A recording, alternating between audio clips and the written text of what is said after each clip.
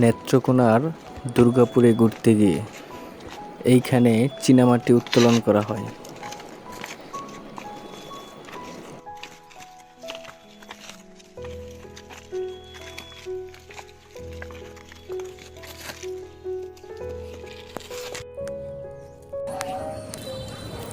ঐতিহাসিক স্মৃতিস্তম্ভ।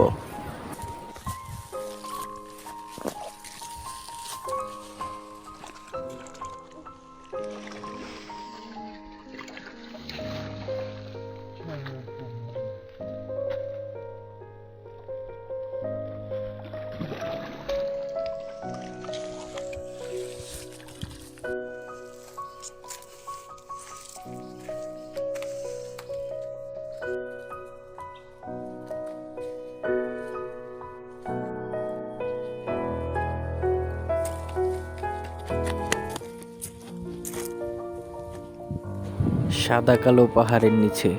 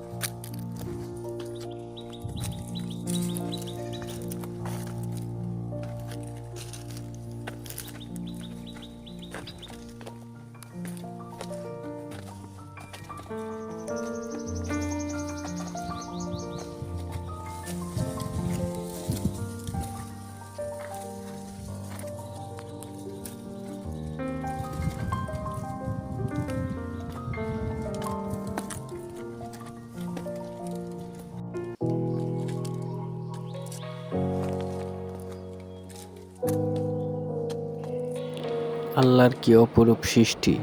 একই পাহাড়, দুই রকম মাটি, নিচে সাদা উপরে কালো। শেষ সীমান্তে কাঁটাতারের উপরে যে উঁচু জায়গাটা দেখতে পাচ্ছেন, এটা সম্ভবত ইন্ডিয়ান বিজিএফ এর ক্যাম্প হতে পারে।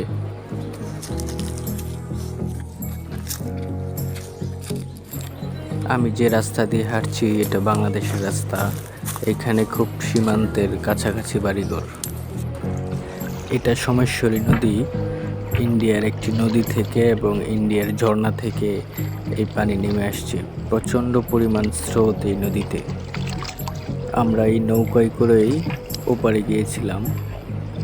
একেবারে ইন্ডিয়ার খুব কাছাকাছি থেকে ঘুরে আসতে পেরেছি। আয়ান তো পানি দেখে খুব খুশি, তাকে ধরে রাখা যাচ্ছিল না। তারপর নামিয়ে দিলাম।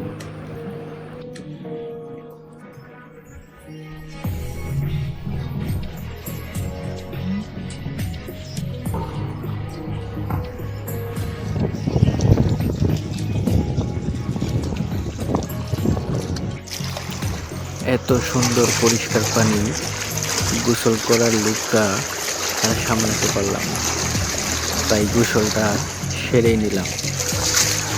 পানি খুব পরিষ্কার, একেবারে স্বচ্ছ, নিচের সাদা বালি পর্যন্ত দেখা যায়। প্রচণ্ড পরিমাণ স্রোতে একেবারে নিয়ে যাচ্ছিল, এত ভার।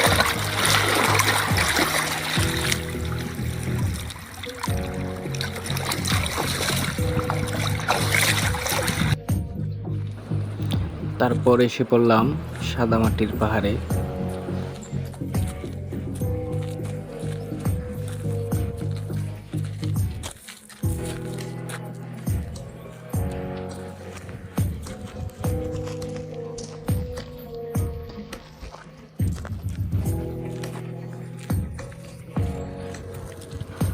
পাহাড়ের নিচে লেকটা খুবই সুন্দর।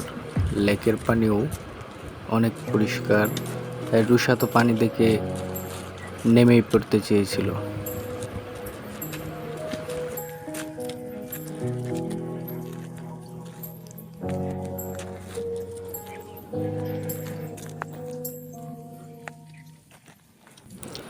এটা এক দারুণ অভিজ্ঞতা।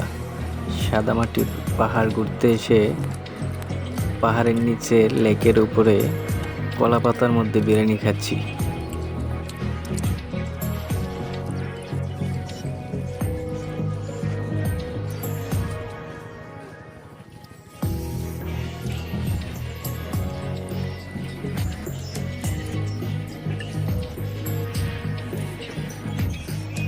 আপনারা জানেন কিছুদিন আগে দুর্গাপুরে সাদামাটির পাহাড়ে ইত্যাদি পরিচালিত হয়েছিল। হানিফ সংকেত স্যারের প্রিয় ইত্যাদি এই মঞ্চটাতেই হয়েছিল, আমরা দেখেছিলাম।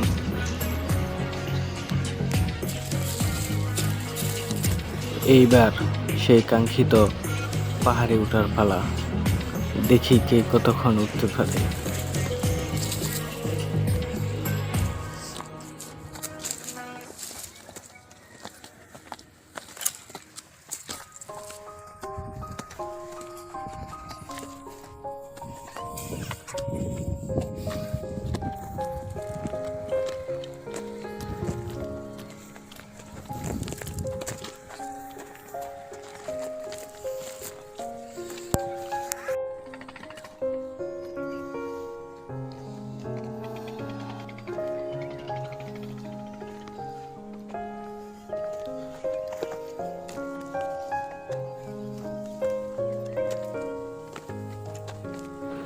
দুর্গাপুরে আমার মনে হয় এটাই সবচেয়ে উঁচু পাহাড়। পাহাড়ে সারভাইভ করা খুবই কষ্টকর, তারপরও আবার বাচ্চাকে কুলে নিয়ে তারপরও বড় পাহাড়টাতে উঠা সম্পূর্ণ করেছিলাম।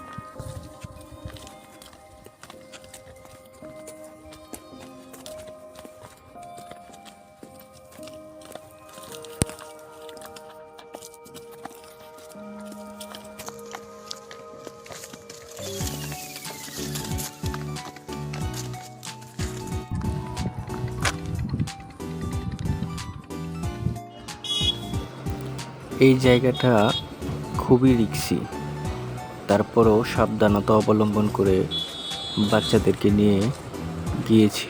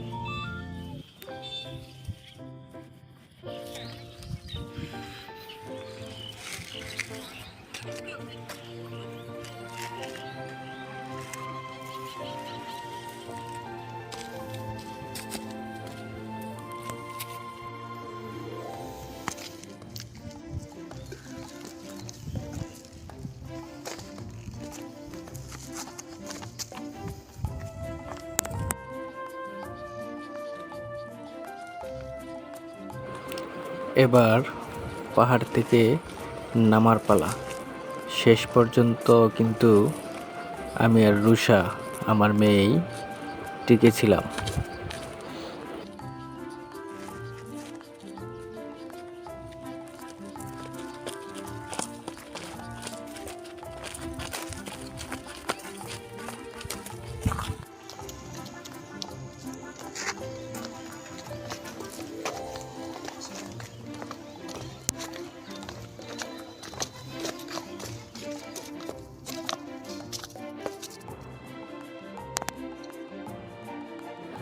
সাদামাটির পাহাড় এসেছি, এত সুন্দর লেকের পানি একদম স্বচ্ছ পরিষ্কার, তাই নামার লোকটা আর সামলাতে পারলাম না, তাই আবারও সাঁতার কেটে নিলাম।